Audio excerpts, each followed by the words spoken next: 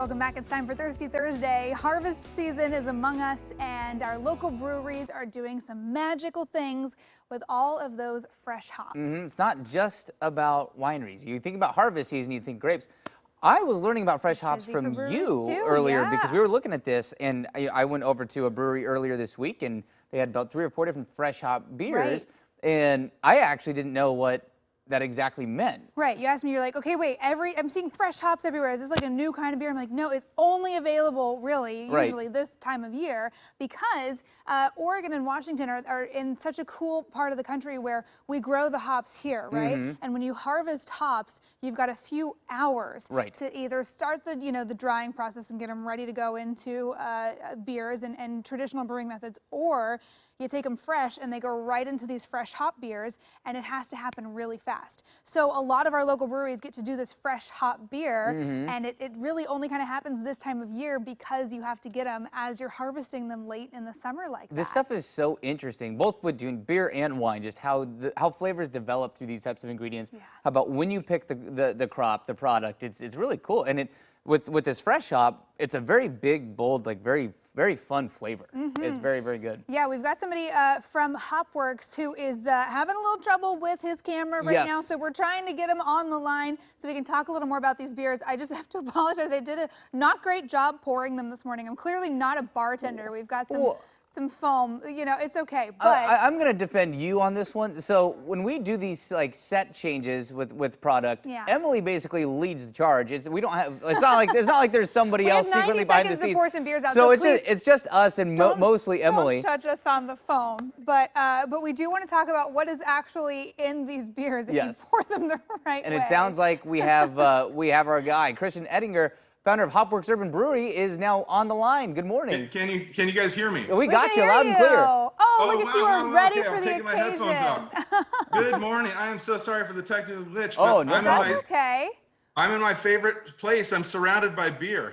So you're ready to have some fun this morning. No, so we were just talking about, we kind of did a little overview of fresh hop beers, right? And what makes them kind of special this time of year. So tell us about the fresh hops that you guys have coming out this fall.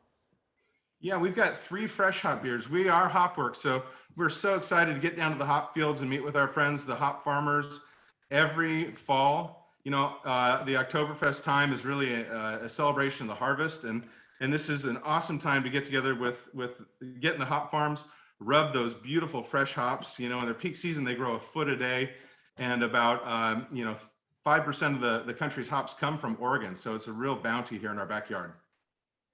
Is. Yeah, it is just so cool to get to see something that is kind of uniquely Pacific Northwestern. So you're back with the Ace of Spades IPA. I've tried that one before. Tell us about it.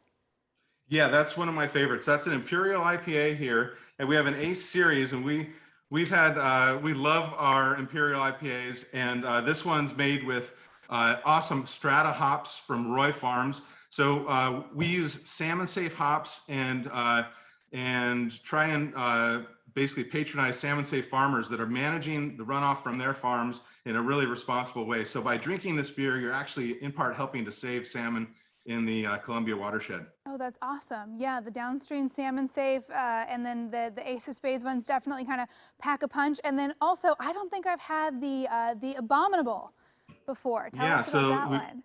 Yeah, the Abominable is our favorite winter ale here, and that is kind of an interesting take. Normally these IPAs are light in body, and this is an India Red Ale we call a winter ale, but it is a nice medium caramel body and has this wonderful citrusy and dank punch behind it, and super fun beer. And you're going to see this one high demand. It's almost out of stock, but you should be able to find it at some of your local grocery stores and at our pub.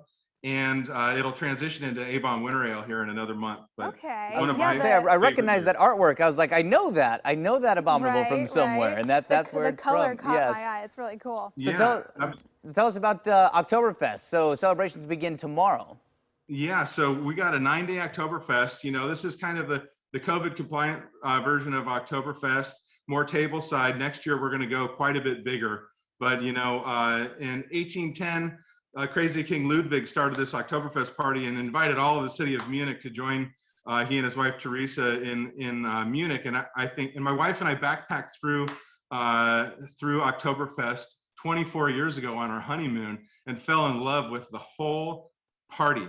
There's over 15 million pints of beer served at Oktoberfest. I think ours will be a little bit smaller, but we're looking forward to having that many pints next year. But it runs about a week. We've got 3 of our own German beers, a Helles, a Pils, and an Oktoberfest. We've got our fresh hop beers while supplies last.